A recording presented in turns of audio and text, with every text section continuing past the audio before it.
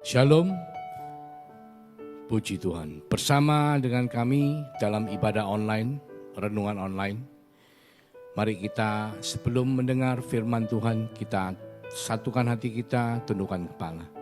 Terima kasih Tuhan Yesus untuk hari ini kami boleh bersama mendengar apa yang menjadi kerinduan-Mu untuk kami boleh mengerti, untuk kami boleh membawa firman itu dalam kehidupan kami. Sehingga kami bukan hanya mendengar untuk mengerti, tapi kami mendengar untuk melakukan dalam kehidupan kami. Cengkeram setiap daripada kami, berkati kami dengan kehadiran-Mu melalui firman-Mu Tuhan. Karena kami percaya firman-Mu sanggup mengubahkan setiap daripada kami yang mendengar. Terima kasih Tuhan, di dalam nama Yesus Kristus kami mengucap syukur, kami berdoa. Haleluya, amin. Puji Tuhan. Kita semua tahu bahwa dalam musim pandemi seperti hari ini ya, di mana banyak hal-hal itu di luar kontrol kita, di luar apa yang bisa kita pikirkan kadang-kadang. Dan semua itu membuat kita ini punya perasaan khawatir, punya rasa cemas yang berlebihan. Nah, kita memang secara manusia, secara sekuler, secara umum, kalau kita mendengar atau kita mengartikan kekhawatiran atau kecemasan, itu biasanya kita kaitkan dengan sesuatu yang kita tuh tidak pasti, kita tidak yakin, sehingga kita merasa cemas, sehingga kita merasa khawatir. Atau itu yang pertama. Kedua, atau mungkin kita tidak peduli. Atau kita percaya, kalau tidak peduli, tidak mengerti ya kita tidak memikirkan. Ketika kita tidak memikirkan, otomatis tidak ada perasaan cemas. Ataupun kita yakin bahwa ini pasti oke, pasti tidak ada masalah. Sehingga kita tidak khawatir atau tidak cemas.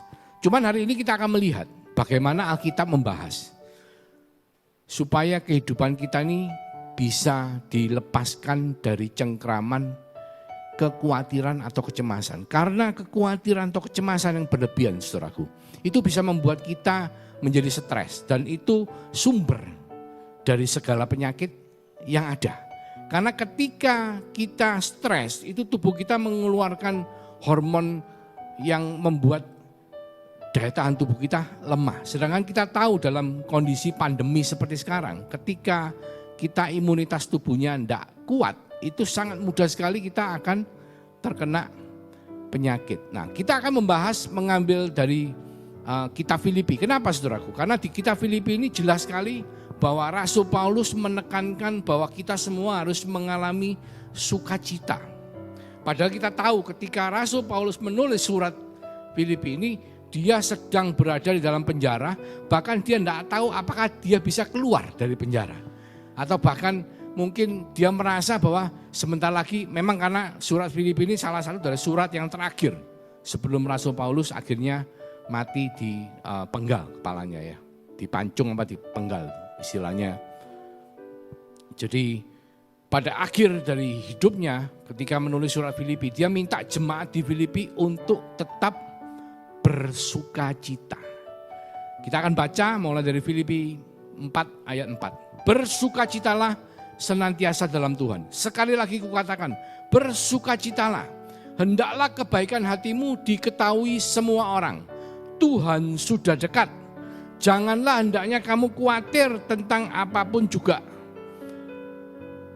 Tetapi nyatakan dalam segala hal keinginanmu kepada Allah dalam doa dan permohonan dengan ucapan syukur. Damai sejahtera Allah yang melampaui segala akal akan memelihara hati dan pikiranmu dalam Kristus Yesus. Jadi akhirnya saudara-saudara, semua yang benar, semua yang mulia, semua yang adil, semua yang suci, semua yang manis, semua yang sedap didengar, semua yang disebut kebajikan dan patut dipuji, pikirkanlah semuanya itu. Jadi jelas sekali di kitab Filipi ini Rasul Paulus menekankan bahwa kita tuh harus selalu bersukacita. Jangan khawatir. Meskipun ketika Rasul Paulus menulis surat ini, dia sedang di dalam penjara. Karena dia tidak tahu kapan dia bisa keluar, tapi dia tahu ada masalah di Filipi, sehingga dia mengatakan kepada jemaat di Filipi supaya belajar untuk menikmati sukacita yang daripada Tuhan. Jadi otomatis kita akan melihat bagaimana Rasul Paulus mengajar kepada jemaat di Filipi supaya kita bisa lepas dari kecemasan, supaya kita bisa lepas dari khawatir. Ada 5 tip. Yang pertama, jangan khawatir. Ya, khawatir itu ada, tapi kita diberitahu jangan khawatir. Nanti kita bahas detail ya. Kedua, kita harus minta sama Tuhan, kita harus berdoa dan menyerahkan semuanya kepada Tuhan. Ketiga, kita harus bersyukur. Keempat, kita harus memenuhi pikiran kita dengan hal-hal yang positif. Kelima, kita harus mengenali Yesus kita. Yang pertama ya, jangan khawatir. Dikatakan janganlah, hendaknya kamu khawatir tentang apapun juga. Kenapa saudaraku? Karena 40% dari kekhawatiran yang kita punya itu tidak pernah terjadi. Jadi 40% itu kita itu cuman membayang-bayangkan saja, merasa-rasa saja. Oh rasanya kok gini. Contoh misalnya begini. Waktu awal dimulai pandemi, kan kita tahu di luar negeri bahwa coronavirus ini belum bisa tertangani. Sehingga yang kondisinya kurang fit mereka akhirnya meninggal dunia. Sehingga apa? Semua takut. Saya masih ingat tuh pertama kali di Surabaya. Mau masuk rumah saja disemprot kayak nyemprot nyamuk. Jadi orang yang mau masuk ini disemprot mukanya, disemprot tangannya, sampai pakai itu padahal sudah pakai kayak model jas hujan gitu ya. Semua masih disemprot. Kita beli makanan disemprot sampai di kantong plastiknya, sampai dikemasnya semua disemprot. Nah itu menunjukkan apa? Suatu kekhawatiran yang berlebihan. Padahal tidak pernah terjadi. Kalau kita bicara logika, sekarang kita tahu bahwa virus itu kan dari droplet, inangnya itu harus ada. Kalau tidak ada inang, virusnya pasti mati. Sedangkan kalau kita dapat kiriman paket misalnya dari Jakarta, itu sudah berhari-hari. Ya pasti jelas tidak mungkin ada droplet di kemasannya. Tapi kita masih takut, kita semprot sama alkohol. Disemprot sama alkohol sampai akhirnya apa? Ya kalau yang disemprot barang tidak apa-apa. Kalau yang disemprot orang, nanti kita khawatir kita kena coronavirus, tidak terjadi. Malah orangnya yang kena masalah karena disemprot sama alkohol. Ya, terus di jalan-jalan, bahkan sampai hari ini pun masih. Itu ada yang namanya jalan, dikasih semprotan, saudaraku. Semprotan untuk menyeterilkan coronavirus. Padahal coronavirus itu tidak terbang-terbang. Coronavirus itu ada di dalam tubuh kita, di dalam droplet. Jadi kalau kita nyetir mobil di tengah jalan, tidak mungkin coronavirusnya ikut terbang di tengah jalan. Cuman karena mereka khawatir berlebihan, akhirnya mereka nyemprot jalanan.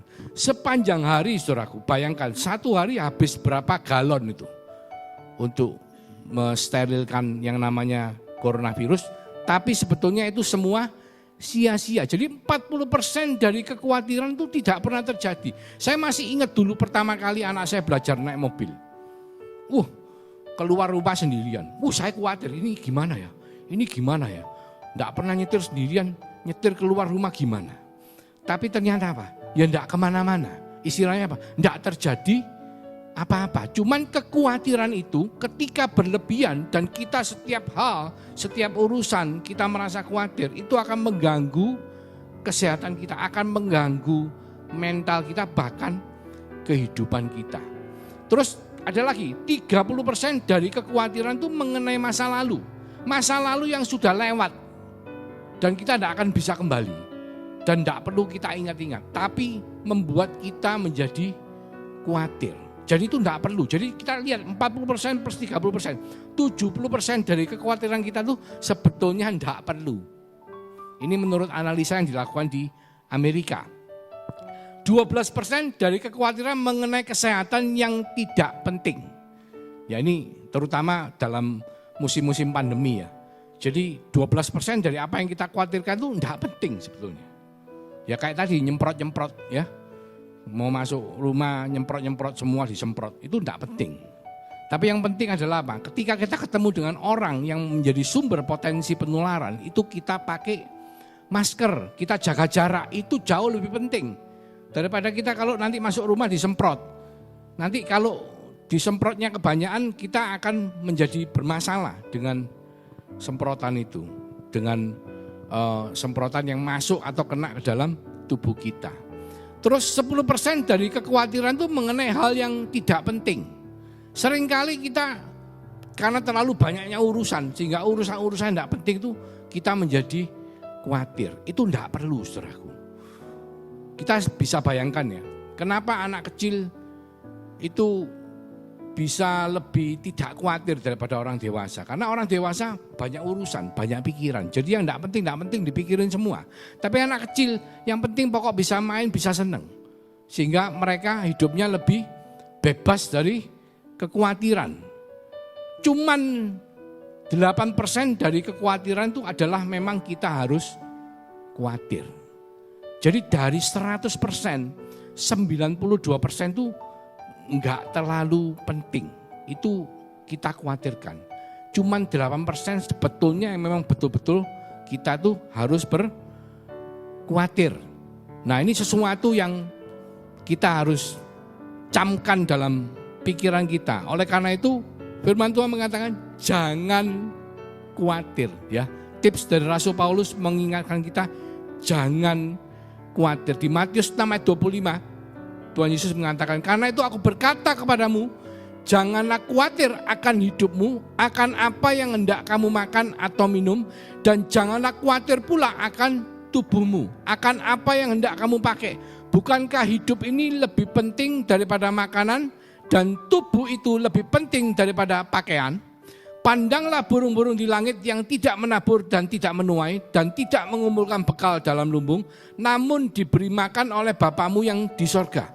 Bukankah kamu jauh melebihi burung-burung itu? Memang sekarang ini musim pandemi, perekonomian lesu turun ya, banyak orang mengalami tanda petik kekhawatiran. Bagaimana bisa melangsungkan kehidupan. Tapi firman Tuhan mengingatkan kepada kita. Di Matius 6 ayat 27 katakan, siapakah di antara kamu yang karena kekhawatirannya dapat menambah sehasta saja pada jalan hidupnya. Jadi kita khawatir pun tidak akan mengubah situasi. Misalnya kalau kita penghasilannya kurang atau untungnya menurun ya. Dengan kita khawatir, tidak mungkin ujuk-ujuk penghasilan kita pasti nambah. Ataupun income kita bertambah. Enggak. Tapi yang jelas kalau kita sering berkhawatir, cemas yang berlebihan, itu akan membuat daya tahan tubuh kita jadi turun. Sehingga apa? Kita rentan terkena penyakit. Makanya firman Tuhan mengingatkan, jangan khawatir saudaraku. Memang ekonomi sedang turun. Memang banyak orang income-nya sedang berkurang.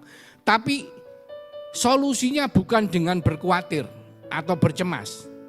Solusinya adalah cari jalan keluar. Yang pertama, jangan khawatir. Di 28 dikatakan begini, dan mengapa kamu khawatir akan pakaian?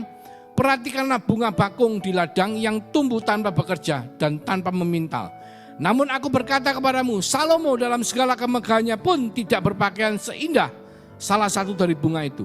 Jadi jika demikian Allah mendandani rumput di ladang yang hari ini ada dan besok dibuang ke dalam api, tidakkah ia akan terlebih lagi mendandani kamu, hai orang yang kurang percaya? Ternyata apa? Orang yang khawatir itu orang yang kurang percaya. Ya, orang yang tidak punya keyakinan, tidak yakin, punya ketidakpastian, itu membuat kita menjadi khawatir. Nah, Tuhan ngomong jangan khawatir. Jangan khawatir. Meskipun Rasul Paulus ada di dalam penjara, dia selalu mengingatkan jemaat di Filipi, bersukacitalah, jangan khawatir. Karena apa? Kekhawatiran itu tidak bisa nambahin apa-apa dalam kehidupan kita. Tidak ada manfaatnya.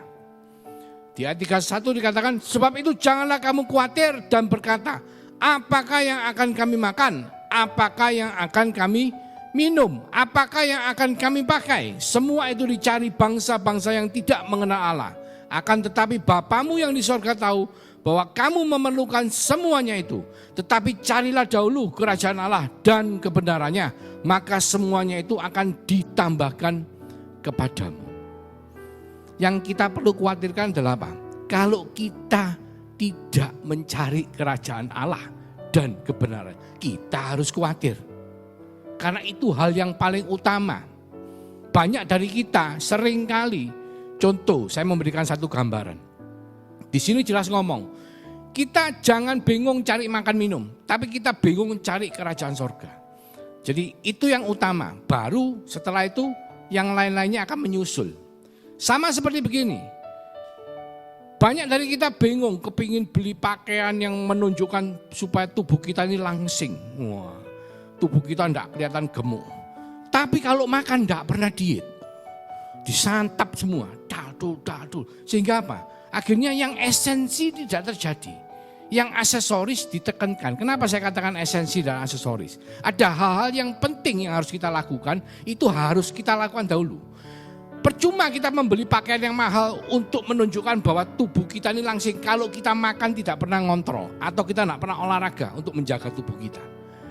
Karena meskipun pakaian itu puluhan juta, belasan juta, tidak ada artinya kalau tubuh kita tidak kita jaga dengan baik. Jadi yang esensi adalah menjaga tubuh. Demikian pula firman Tuhan mengatakan, yang esensi adalah mencari kerajaan Allah terlebih dahulu. Baru yang lain-lainnya itu akan ditambahkan, aksesorisnya itu menyusul. Yang penting jangan khawatir, saudaraku. Di ayat 34, sebab itu janganlah kamu khawatir akan hari besok. Karena hari besok mempunyai kesusahannya sendiri. Kesusahan sehari cukuplah untuk sehari. Amin. Jadi apa yang akan terjadi besok? Misalnya besok gimana ya kalau misalnya vaksinnya tidak diketemukan. Gimana nanti perekonomian tambah parah. Gimana nanti banyak bank dilikuidasi dan lain sebagainya. Jangan khawatir akan hari besok. Karena apa? Hari besok mempunyai kesusahannya sendiri. Kesusahan sehari cukuplah untuk sehari. Semakin kita memikirkan akan hari-hari esok, di mana kita pasti tidak akan bisa mendapatkan jawaban. Karena apa, saudaraku? Karena kita bukan tukang ramal. Karena kita bukan orang-orang ahli nujum. Sehingga kita bisa tahu apa yang akan terjadi besok.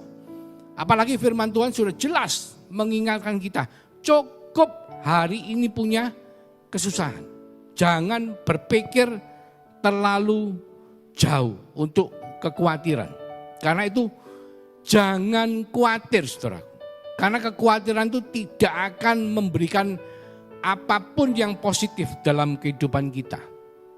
Kedua, di Filipi 4 ayat 6b dikatakan, tetapi nyatakanlah dalam segala hal keinginanmu kepada Allah dalam doa dan permohonan.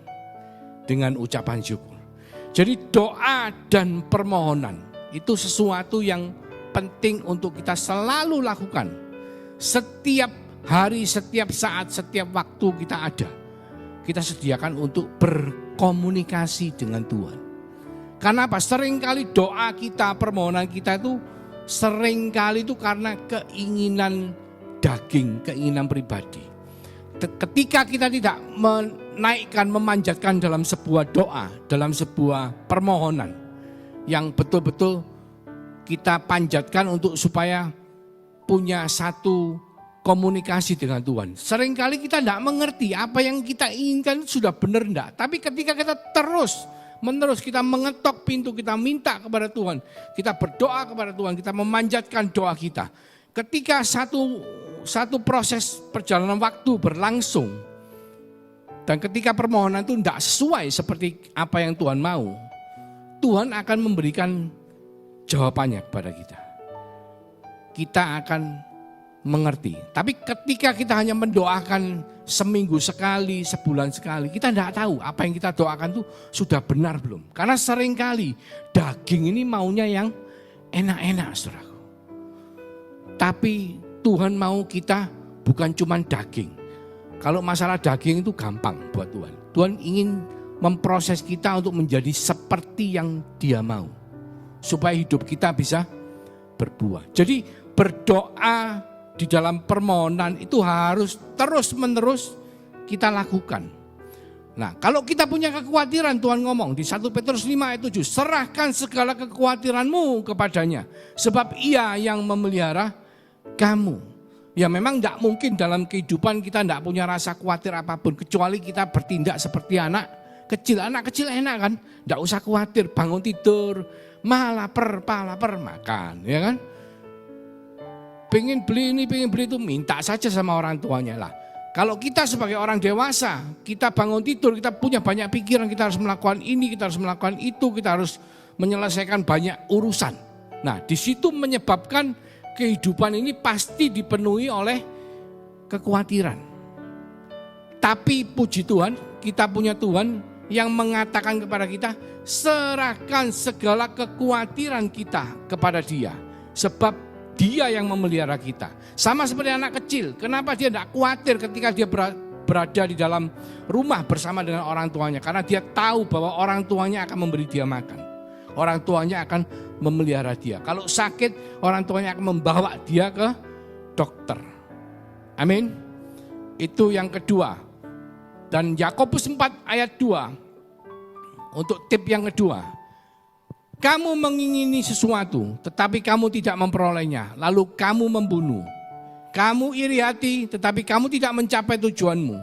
Lalu kamu bertengkar dan kamu berkelahi. Kamu tidak memperoleh apa-apa karena kamu tidak berdoa. Jadi berdoa itu sesuatu yang penting, saudaraku.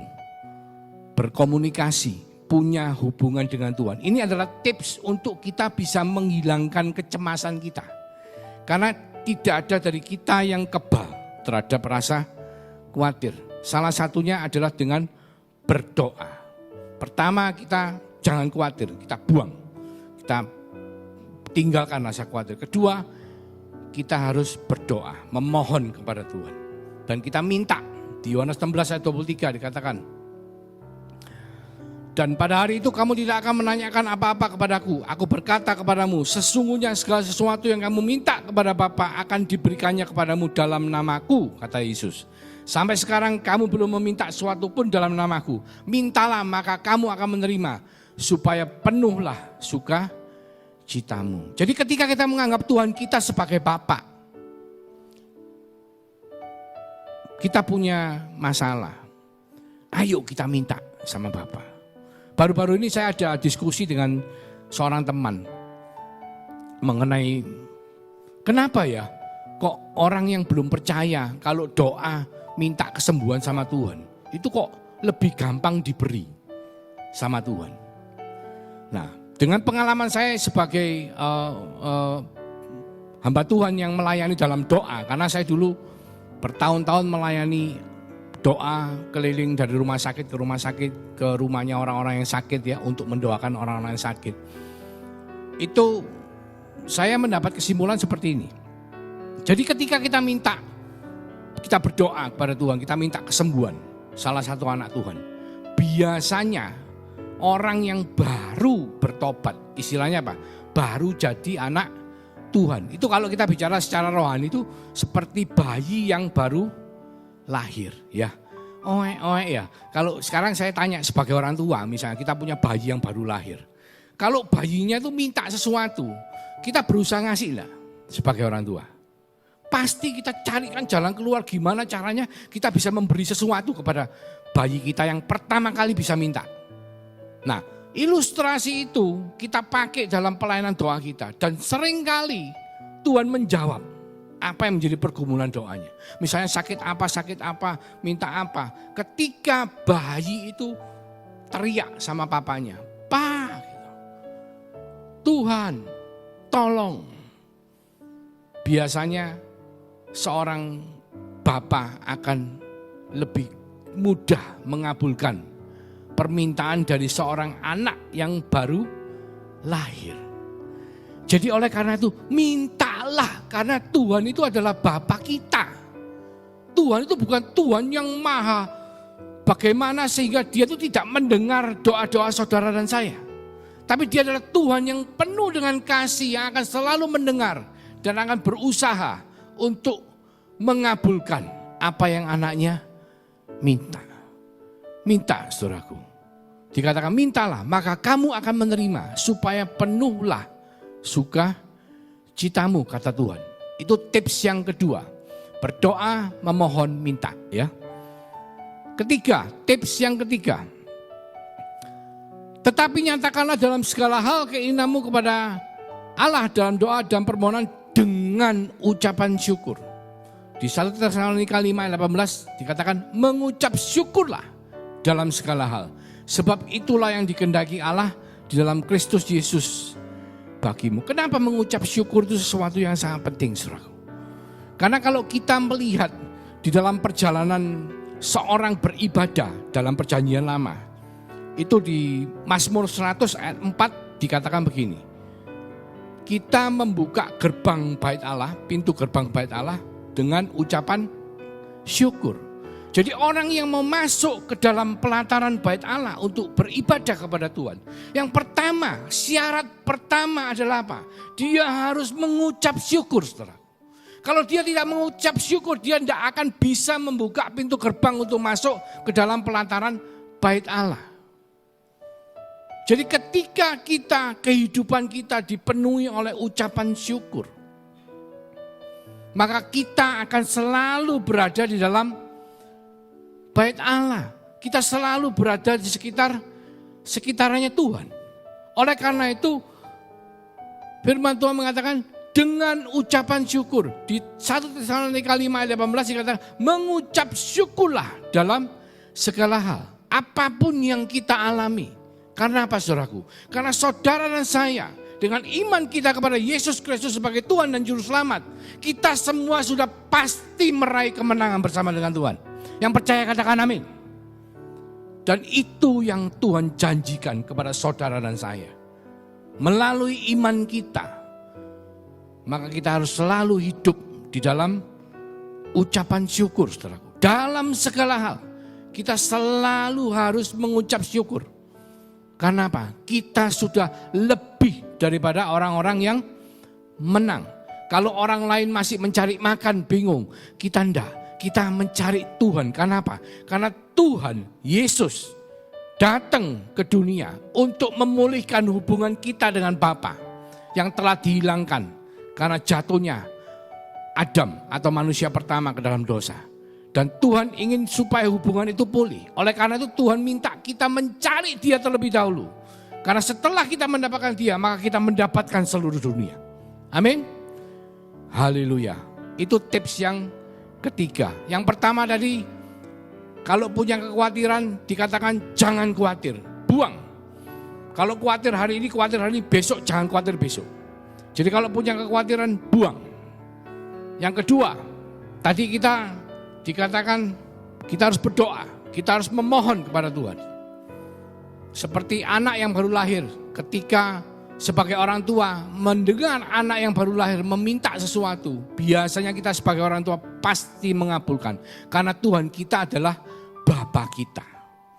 Jadi ketika kita berdoa sebagai seorang anak, maka Tuhan mengatakan mintalah maka kamu akan menerima supaya penuhlah sukacitamu. Ketiga, dalam segala hal mengucap syukurlah. Karena apa? Karena Tuhan telah memindahkan kita dari kerajaan maut ke dalam kerajaannya yang terang. Dia telah memulihkan status kita kembali dengan roh yang dimeteraikan dalam hidup kita supaya kita bisa memanggil Dia sebagai Abba, Bapa. Yang keempat dikatakan di Filipi 4 ayat 8. Jadi akhirnya saudara-saudara, semua yang benar, semua yang mulia, semua yang adil, semua yang suci, semua yang manis, semua yang sedap didengar, semua yang disebut kebajikan dan patut dipuji, pikirkanlah semuanya itu. Jadi Tuhan minta kita memenuhi pikiran kita dengan hal-hal yang positif. Kenapa, saudaraku? Karena Tuhan meminta setiap daripada anaknya itu untuk menjaga hati. Nah, karena dari dalam hati ini meluap kehidupan kita. Jadi kalau hati kita benar, hati kita baik, positif, yang keluar dari dalam kehidupan kita, yang memancar dari dalam kehidupan kita adalah hal-hal yang positif. Lah kita tahu hati adalah pusat dari pikiran, perasaan dan kehendak. Jadi kalau kita memasukkan pikiran-pikiran yang positif dan yang baik, otomatis hati kita akan menjadi baik. Amin. Dikatakan di Amsal 23 ayat 7, sebab seperti orang yang membuat perhitungan dalam dirinya sendiri, demikianlah ia. Jadi apa yang kita pikirkan di dalam hati kita, itu akan menjadi kenyataan. Saudara. Firman Tuhan mengatakan, hati-hati dengan apa yang kita pikirkan. Kita pikir baik, jadinya akan baik. Kita pikir jelek, bisa terjadi sesuatu yang jelek. Ingat, Tuhan menciptakan sorga dan bumi. Di Kejadian 1 ayat 1 dengan apa? Berfirman. Manusia menciptakan realita dengan apa? Berkata, melakukan. Maka terciptalah realita.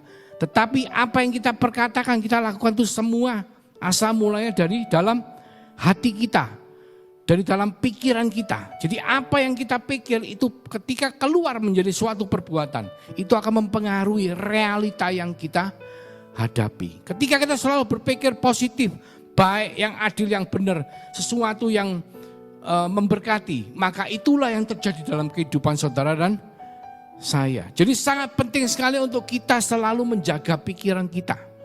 Oleh karena itu kalau punya anak-anak yang masih belia, yang masih muda, hindarkanlah anak-anak itu dari membaca atau mendengar atau melihat hal-hal yang bisa memberi pikiran yang negatif dalam hidupnya. Contoh misalnya pembunuhan, atau kalau kita ngambil simpelnya, kenapa film Tom and Jerry, film kartun yang mana terjadi banyak kekerasan itu akhirnya dilarang di Indonesia. Karena apa? Memberikan pikiran yang negatif, memberikan pikiran sesuatu yang kalau kamu tidak bisa mendapatkan yang kamu mau, kamu boleh memukul, kamu boleh mengejar, kamu boleh melakukan hal-hal yang negatif. Nah, itu semua akan mempengaruhi kehidupan kita. Ketika kita seringkali mendengar berita hoax, berita mengenai COVID-19 yang negatif, sesuatu yang membuat kita ketakutan, itu akan membuat kita makin dipenuhi oleh kecemasan. Ayo kita komit kepada diri kita, stop memasukkan input ke dalam pikiran kita hal-hal yang negatif, tapi pikirkanlah hal-hal yang positif, karena itu sangat mempengaruhi bagaimana kita bisa menghandle kekhawatiran yang ada dalam kehidupan kita. Kita tidak usah mikirkan COVID, saudaraku, sudah banyak hal-hal yang membuat kita khawatir. Kita masukkan COVID lagi dalam kehidupan kita, maka kita akan overload. Kalau HP itu, seperti HP itu hang, karena apa? Terlalu banyak data. Seperti komputer yang tidak bisa di-reboot, karena apa? Karena hang, saudaraku. Jadi pikirkanlah semua yang baik, yang positif, buang pikiran yang negatif. Berita-berita hoax, berita mengenai COVID-19, saudara cukup membatasi. Jangan malah terima berita, saudara menyebarkan. Kecuali itu berita yang positif. Itu tips yang keempat, saudaraku. Tips yang kelima adalah mengenai damai sejahtera, pengenalan akan Tuhan. Dikatakan di Filipi 4 ayat 7, damai sejahtera Allah yang melampaui segala akal akan memelihara hati dan pikiranmu dalam Kristus Yesus. Jadi ketika damai sejahtera Allah itu hadir dalam hidup kita, maka itu akan memelihara hati dan pikiran kita di dalam Kristus Yesus. Pertanyaannya adalah bagaimana damai sejahtera itu bisa hadir dalam hidup kita? Adalah di 2 Petrus 1 ayat 2. Dikatakan begini, kasih karunia dan damai sejahtera melimpahi kamu oleh pengenalan akan Allah dan akan Yesus Tuhan kita. Jadi ketika kita mengenal Yesus kita, maka kasih karunia dan damai sejahtera itu akan berlimpah dalam hidup kita. Ya, di Filipi 3 ayat 7 dikatakan begini, tetapi apa yang dahulu merupakan keuntungan bagiku, sekarang kuanggap rugi karena Kristus. Malahan segala sesuatu kuanggap rugi. Karena pengenalan akan Kristus Yesus Tuhanku lebih mulia daripada semuanya itu. Oleh karena dialah aku telah melepaskan semuanya itu dan menganggapnya sampah supaya aku memperoleh Kristus. dan berada di dalam Dia bukan dengan kebenaranku sendiri karena mentaati hukum Taurat, melainkan dengan kebenaran karena kepercayaan kepada Kristus, yaitu kebenaran yang Allah anugerahkan berdasarkan kepercayaan. Yang ku kehendaki ialah mengenal Dia dan kuasa kebangkitannya dan persekutuan dalam penderitaannya, di mana aku menjadi serupa dengan Dia dalam kematiannya, supaya aku beroleh kebangkitan dari antara orang mati. Jadi ini sesuatu yang luar biasa. Kita ambil contoh dari kehidupan Rasul Paulus. Rasul Paulus sebelum dia mengenal Tuhan Yesus, dia adalah orang kedua setelah Rabi Gamaliel. Jadi dia calon pengganti Rabi Gamaliel, di mana Rabi Gamaliel itu memimpin pesantren yang paling terkenal di Yerusalem pada waktu itu. Sehingga apa? Sehingga kalau Rasul Paulus, waktu itu namanya masih Saulus ya, tetap tidak mengenal Yesus, maka dia akan menjadi seorang rabi yang sangat terkenal. Dan saudara tahu, seorang rabi zaman Yahudi itu merupakan kedudukan yang paling tinggi.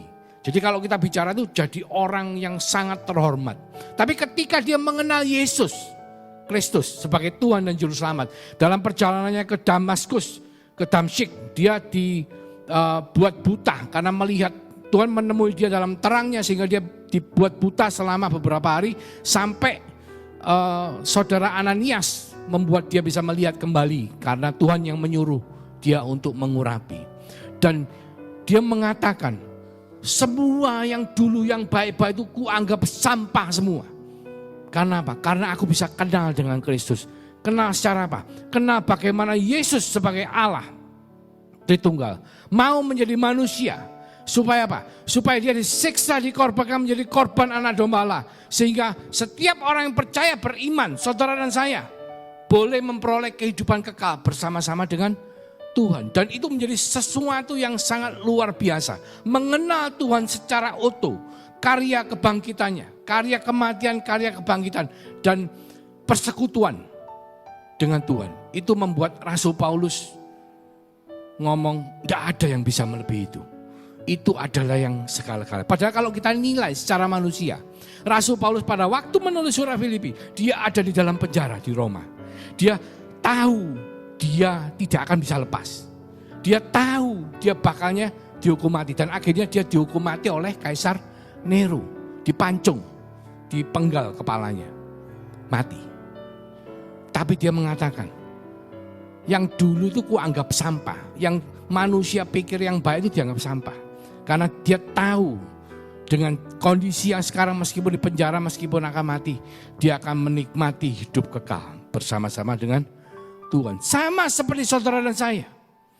Ketika kita mengenal dia secara utuh, karya kematiannya, karya kebangkitannya, dan persekutuan kita dengan dia, maka kita akan bisa lepas dari kekhawatiran itu. Karena apa? Damai sejahtera Allah yang melebihi segala akal budi akan memenuhi saudara dan saya. 5 tips untuk kita bisa melewati masa pandemi dengan tidak cemas yang berlebihan. Saya tidak mengatakan langsung 100% bebas dari khawatir. Tidak ada. Selama kita hidup di dunia, masih banyak hal-hal yang bisa membuat kita khawatir. Contoh, misalnya saya punya anak, saya merasa khawatir anak saya nanti di kemudian hari tidak bisa menjadi seperti yang saya mau. Itu wajar, sebagai orang tua pasti punya perasaan khawatir seperti itu. Cuman Tuhan mengingatkan 5 tips. Jangan sampai kekhawatiran itu bisa membuat kita kehilangan sukacita yang daripada Tuhan. Bisa membuat kita sampai terganggu kehidupan kita di dalam Tuhan. Yang pertama, jangan khawatir. Karena banyak dari kekhawatiran itu sebetulnya tidak perlu. Cuman 8% yang betul-betul kita harus khawatir. Seperti yang tadi saya katakan, mungkin itu saya khawatir kalau anak saya tidak bisa menjadi orang yang berguna bagi orang lain. Menjadi berkat bagi bangsa-bangsa. Itu saya boleh berkhawatir. Ya. 92% lainnya banyak yang tidak ada artinya. Contoh, khawatir yang tanpa judul, ya, seperti memberikan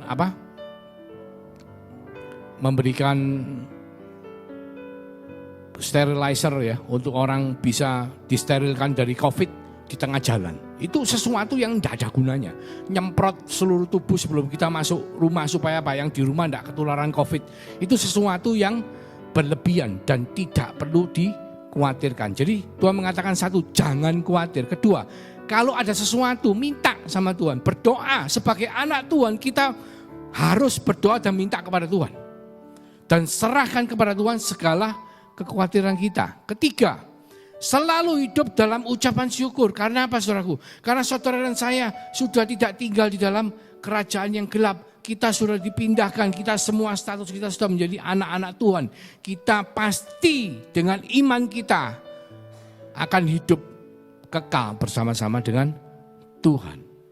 Keempat, penuhi pikiran kita dengan hal-hal yang baik. Buang pikiran-pikiran negatif.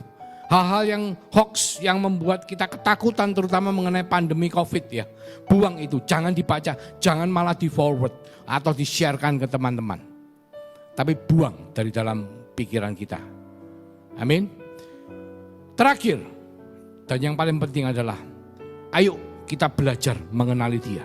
Kalau Rasul Paulus di dalam penjara, dia bisa tulis surat ke jemaat di Filipi.